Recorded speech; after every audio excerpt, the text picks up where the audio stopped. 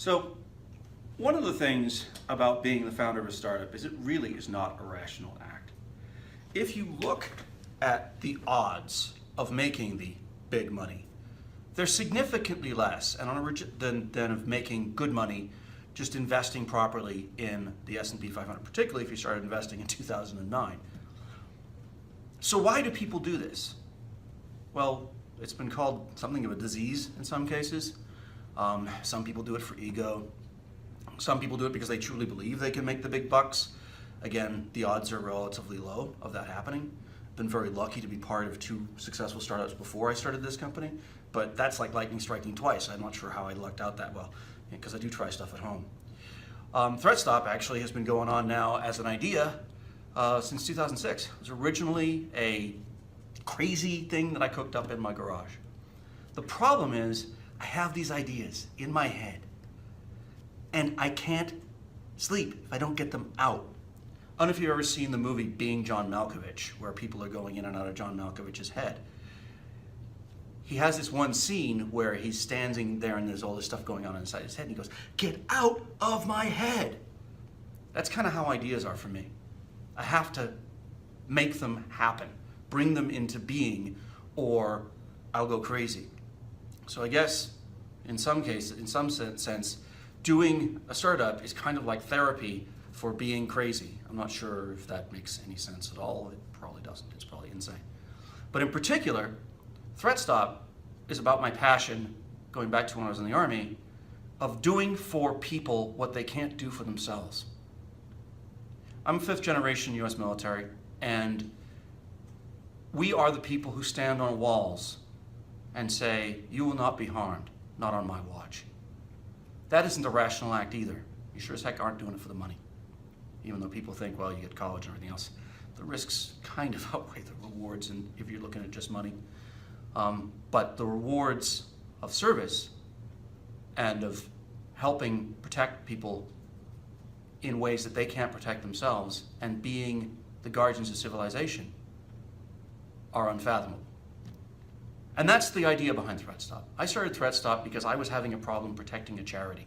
Charity didn't have enough money to get all the really big expensive stuff like the big companies with their socks.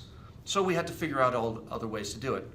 We had donated stuff, firewalls that came in. Juniper Networks donated a firewall, at the time it was NetScreen, donated a firewall to us. Apple donated some Xserves.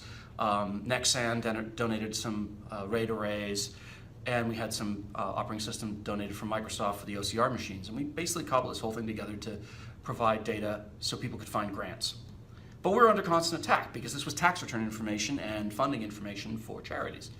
And I was spending all my time on this charity updating the firewalls against these attacks.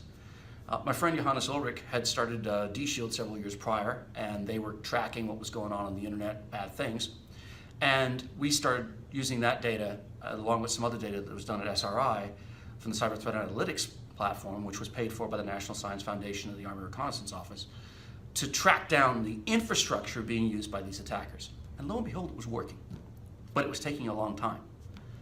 And always been really into networking, load balancers and stuff like that. That's my actual background, military communications. And I came up with the idea of using DNS to update the access control lists in the firewall. Showed it to my friend Paul Makapetris, who works at ThreatSTOP, and he said, "That's a good idea." And showed it to Mark Sox, who is also a friend of mine from the Army, and he was at SRI at the time. He said, "You should go do something with that." So we created this little charity type open source thing. Along came the Stormworm, and it actually worked to protect it. So we realized we actually had something we could do where we could provide to the average Joe, using automation, the same basic protection that the big guys already had, because they had security operations centers pulling in all this information, and it's only gotten bigger and bigger now with what's called threat intelligence. More on that later. Where we could now do this for anyone. And that was what was behind ThreatSTOP. The ability to, by automation, deliver the key things that people need to mount a dynamic network-based defense against dynamic network-based attacks. Get the information, update it in a timely manner, get reports back and tell you what happened with it. And then that feedback loop makes everybody who uses ThreatSTOP a censor. So now you help protect everybody else. That's it.